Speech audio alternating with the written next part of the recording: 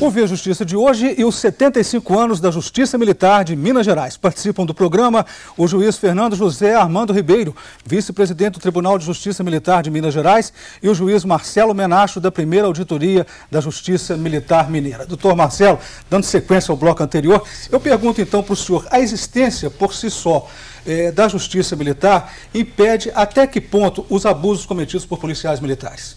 Ela funciona como um mecanismo de controle do aparato policial do Estado, um mecanismo de controle que é externo às próprias polícias militares, muito embora a composição dela tenha integrantes da corporação, eles passam a integrar o judiciário no momento em que atuam nela na segunda instância. Funciona como um mecanismo de controle externo, posto que existem nas próprias polícias militares seus mecanismos de controle interno, suas corregedorias, e as polícias militares, por si só, pela atribuição constitucional que elas têm, elas são instituições que clamam por fiscalização e controle. Pela atividade de policiamento ostensivo, pela atividade de segurança pública, é necessário que sejam efetivamente controladas. Controladas de acordo com a ideia de legalidade, né? Doutor Fernando, são muitos casos levados à Justiça Militar? Quantos processos em andamento atualmente? Carlos, os números são, na verdade, bem menores do que a justiça comum. Mas eu acredito que a justiça militar não pode ser julgada com base em um parâmetro numérico comparativo com a justiça comum, uma vez que ela é uma justiça especializada.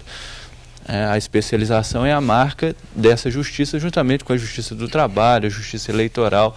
Vale dizer, nós não poderíamos esperar que um efetivo de jurisdicionados de não mais do que 50 mil homens pudesse gerar um montante de números processuais equiparável a 20 milhões de pessoas, como é o contingente que o Tribunal de Justiça de Minas Gerais tem como jurisdicionado.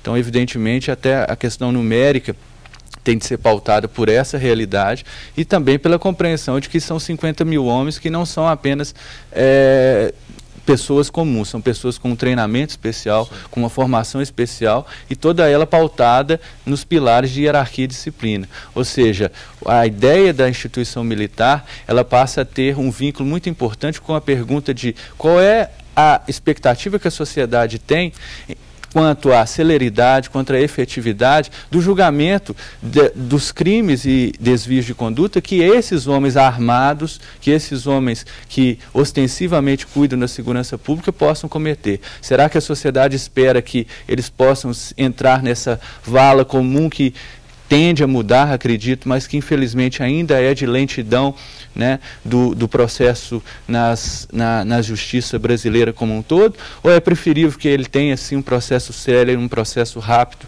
um processo que dura em geral, né, alguns meses apenas para chegar ao fim na justiça militar? Doutor Marcelo, uma das críticas dos que pedem o fim da justiça militar é de que essa justiça seria uma justiça que privilegiaria o espírito de corpo, favorecendo os militares em detrimento dos civis.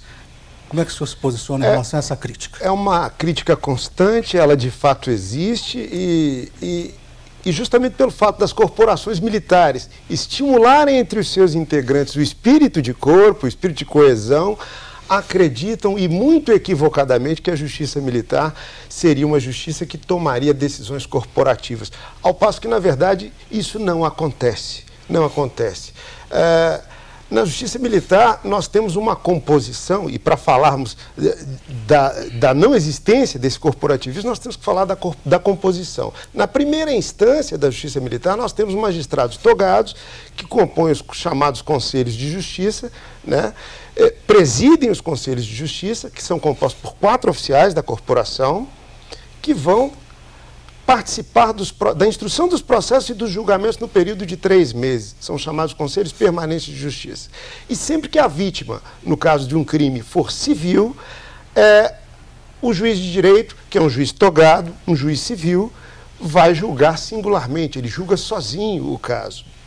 Não há que se falar propriamente em corporativismo, posto que o magistrado civil da Justiça Militar, o magistrado togado da Justiça Militar, ele não é militar. Ele é um magistrado civil com formação jurídica, assim como o magistrado da Justiça Comum. Então, na primeira instância, vamos chamar assim, da Justiça Militar, não tem juiz militar togado? tem, mas não é togado. Ele vai exercer a função de juiz por um período determinado de 3 meses apenas.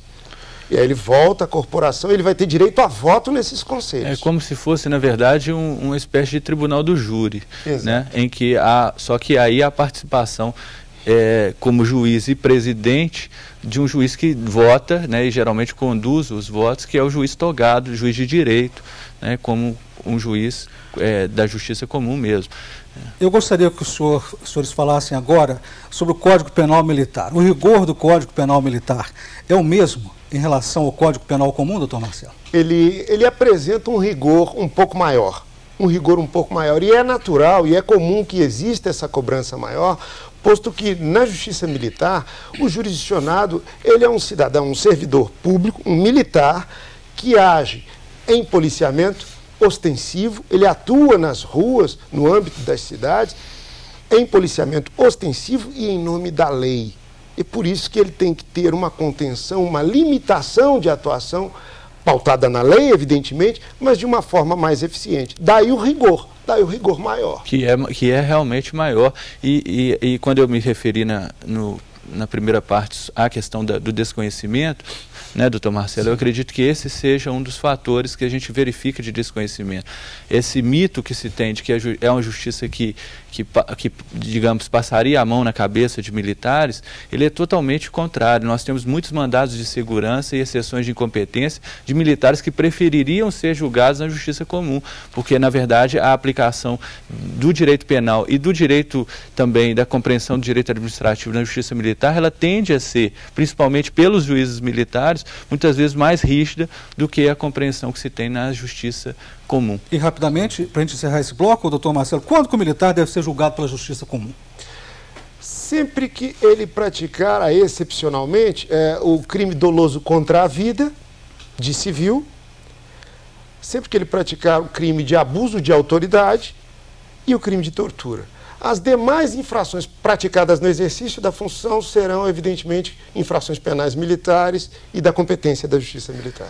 O Via Justiça faz agora mais um intervalo e voltamos em seguida com o bloco final do programa.